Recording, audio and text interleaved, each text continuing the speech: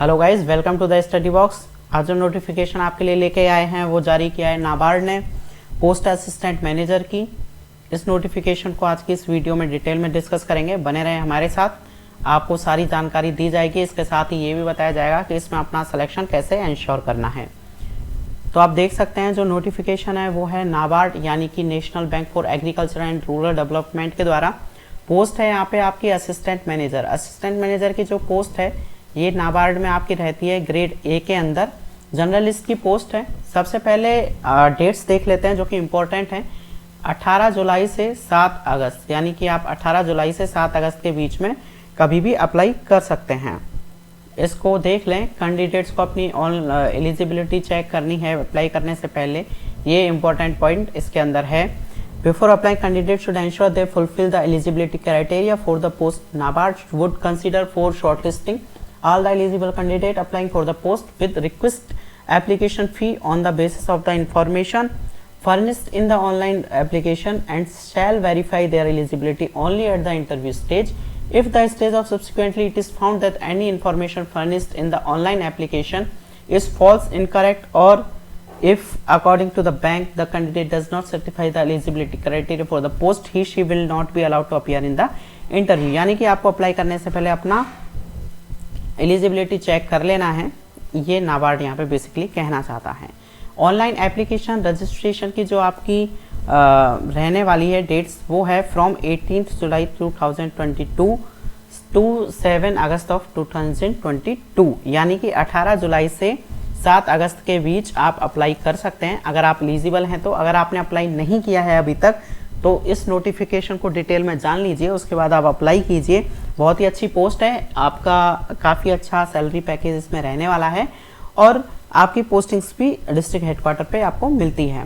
तो देख लेते हैं number of vacancy. Assistant manager P&SS, SC के अंदर कोई वैकेंसी नहीं है, ST के अंदर कोई वैकेंसी नहीं है, OBC के अंदर एक वैकेंसी है, अनरिजर्व के अंदर एक वैकेंसी है और टोटल यहाँ पे 2 वैकेंसी आपको दी गई है। SC ST के अंदर कोई वैकेंसी नहीं है, इसका मतलब ये अनरिजर्व की वैकेंसी के लिए अप्लाई कर सकते हैं। तो ये वैकेंसी सबके लिए है, सिर्फ रिजर्व कैटेगरी जैसे कि SC ST उनमें कोई स्पेसिफिक सीट इसमें नहीं दी गई है।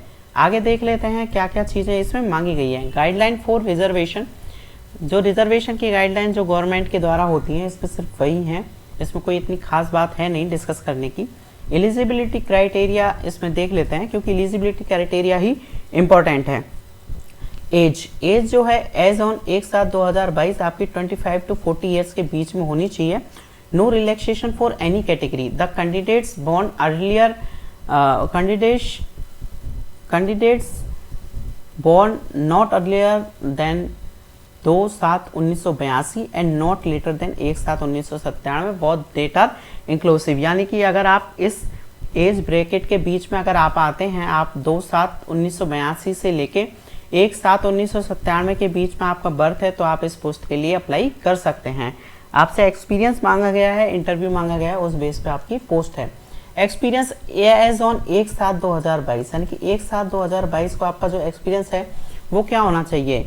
He she should be an officer with a minimum of 5 years of commissioned service in the Army, Navy, Air Force, holding a valid ex-serviceman identity card। यानी कि आपके पास एक एक्स सर्विसमैन का आइडेंटिटी कार्ड होना चाहिए और मिनिमम आपका जो है 5 इयर्स कमीशन सर्विस में आप होने चाहिए। ये एलिजिबिलिटी है, यानी कि एक्स सर्विसमैन के लिए ये पोस्ट है।